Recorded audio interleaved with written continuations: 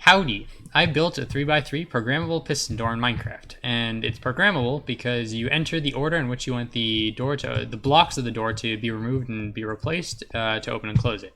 So first thing we need to do is draw a little pattern in here using the buttons. So let's do a little spiral pattern.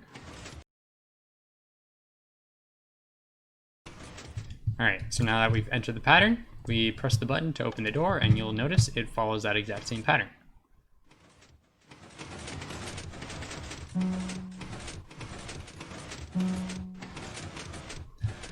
And then if we close it, it'll close by that exact same pattern. As you can see, it draws out that little spiral again. Alright, and so for the rest of the video, I'm going to be explaining how it works, and starting with the sort of general layer and then going through a little bit of the details.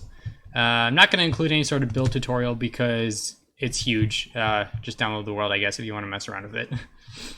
In a general sense, the machine is pretty simple, but once we get to the little details of it, it becomes an absolute mess. So to start, we have this serial in parallel out shift register. And so what this does is, as I press buttons on this keypad, that value gets stored as an extended block in a row of 9 blocks here. So the last block I pressed in the pattern was 5, the little central button. And so if you see here, the fifth block from the left gets extended out here. And so every time we enter a new button, this value will propagate over to this cell right here.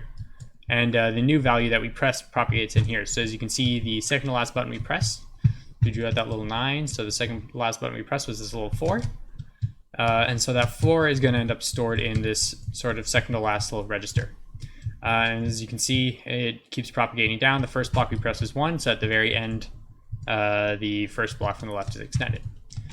So that's how we store the value, and then at any time that we press the button to open and close the door, it reads it out into using a little signal strength stuff into these little red coders here, each in their little separate.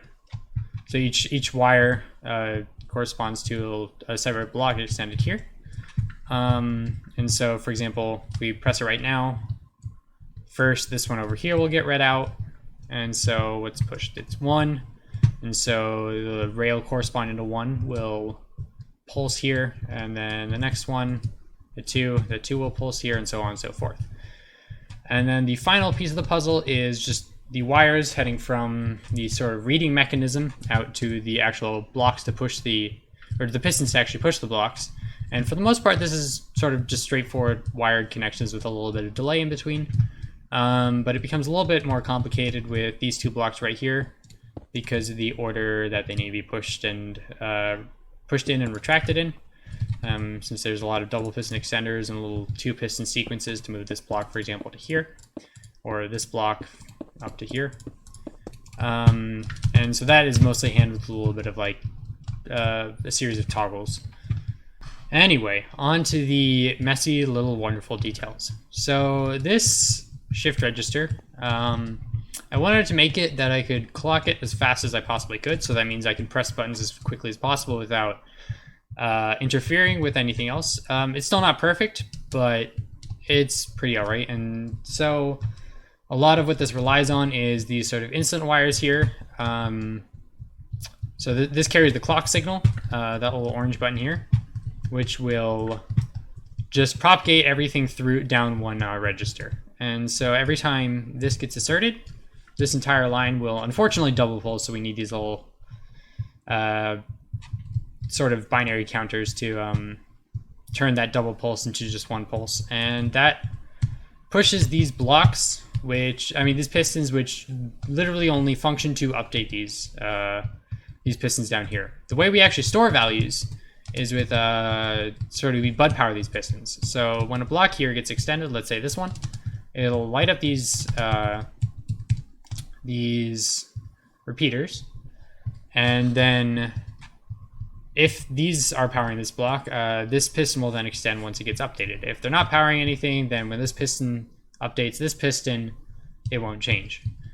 So that's how we load in new values. And then this blue line here is the reset line. So if we want to clear everything, like right now we have a nice little series of inputs. If we hit the reset line, it'll clear everything. And so the way this works is that, again, we have another instant wire, and it simply pulses over here, which lifts all of these little blue blocks up to here, so that the pistons, even if these repeaters are on, will no longer be bud powered, and then we just pulse the clock. So I mean, it's a little bit of a, not quite how you'd reset this kind of circuit in real life, but for the sake of this, it works out okay. Also, a little side note, the entire shift register doesn't use a single piece of redstone or redstone torch or any sort of light generating block, which should help reduce the lag a little bit, especially if you were to massively increase the scale of this register. Anyway, moving on to actually reading the values, where I got a lot lazier and started using a little bit of redstone dust. Not entirely used to doing redstone with rails and observers, so sometimes I would just jump back to comfort zone stuff. I'm sure there's a way I can do this where I do the entire like reading and outputting mechanism underneath it and sort of like wrap it under here. But this is what made sense to me at the time, so I just went ahead and made that work. So the way we read out the values is that, let me enter a value. Let's do a 3. So the third block gets extended, which powers this redstone wire. And then we run it into this comparator, so it runs into this comparator with a signal strength of 15 on the input, and then we're subtracting a signal strength of, let's see, 8. So 15 minus 8, that gives us 7. So if we look over here, the 7th torch is the one that is on. And so it kind of mirrors the input. So this sort of row corresponds to the first block, or the first button, whereas this row right here corresponds to the first button of the shift register. So this gets read into these red coders, which is used to power these rails, which is just like a series of observers and rails to propagate the signal down. We need to reverse it because, of course, we don't want to move this block first, right? Because that's the last button of the series we press. We want to move this block over here first, or use this button press first. So that's why we have to run it this way. We have to run it down this way, and then we have to wrap it around and run it over the top again. And so for the most part, this seemed like it would make sense and would work well, but unfortunately, red coders are weird in that, let me go to one that we already have on, this one, in that when you power them off, everything's fine. It functions as you would intend. See, all the torches turn off. When you power it on, though, it's an absolute mess. So you can see these little torches here. Let me do that again just to demonstrate. That torch over here pulses, and that gets worse the further down you move. So if I press a 9, this one, and you can kind of see right here, let me just demonstrate it one more time. So as I turn it on, all those little torches pulse, which creates a really noisy mess. So when we actually read the values out, we first have to set it up by turning all the appropriate rails on. As you can see here, for example, that one is turned on. And then we pull that piston away so that the value the value fed into the red coder is a value of 16, which exceeds the length of this decoder, which is only 9 blocks wide. So effectively all these torches will be off. And so when we turn it off, it's a very smooth transition. Only the powered rail is going to change, which the observer will detect. Then when we turn it on, there's a big noisy mess. So we always have to turn it on with these rails pushed out of the way so that the signal can't propagate through here and get to our door. And so the way we do that is another instant wire. And so we just, every time the button gets pressed, powers this. And then once that powers off, this line gets pulsed, which moves all these blocks after getting retracted back, moves them back into position, while of course these rails are out of the way. The final piece of the puzzle is the logic regarding taking the red outputs from the shift register and running them to their corresponding piston. So for the most part, they're pretty simple. Say this row right here, which extends and retracts the one block, is pretty much just a direct connection to this piston in here. And so that'll extend and retract this.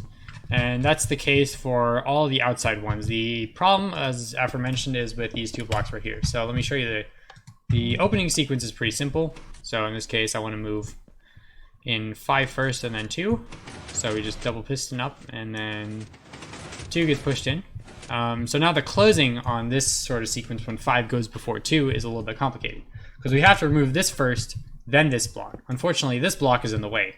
So the way I go about doing this is that we remove block 2 first, then we remove block 5, and then we put block 2 back. And so, well, technically it all gets moved in and then pushed back out. It sort of at least looks like 5 gets removed and then 2 stays in place. So let me demonstrate the closing sequence here.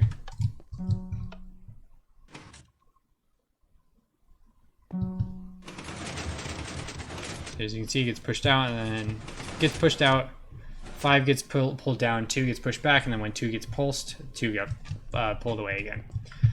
And so the way that all gets handled is with a bunch of toggles. I guess in real life, if you're working with digital circuits, you would do this with a state machine. But unfortunately, building state machines in Minecraft, while it is doable, it's kind of big and clunky and a lot less space efficient. So tried to go about it the best I could, just using a bunch of toggles. So we have one here that's for whether or not it's the opening or closing sequence. That gets affected by this line, which is directly connected to the to the activation button.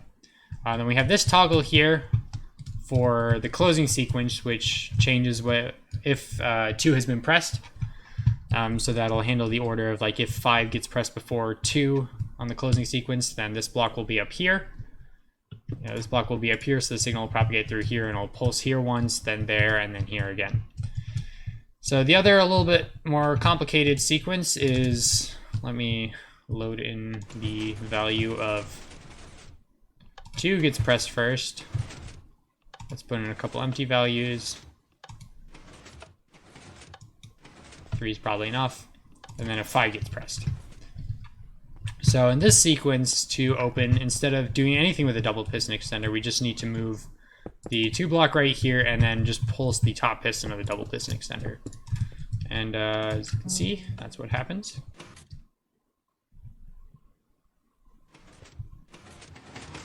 So 2 gets pushed in place, and then they both just get pushed up 1. And this is, again, another toggle here. Again, dependent on the 2 signal. So when the 2 signal pulses, this block gets pushed from here to there. So the 5 signal will now go down this line, which instead of going to the double piston extender down here, will simply go over to wrap around to just this piston right here. And on the closing sequence, it's pretty simple. We just remove 2 and then we remove 5, and that's just the order. So we just activate the series of pistons for moving 2 over here, and then we just activate the double piston extender to pull 5 back down. And so if we watch that happen,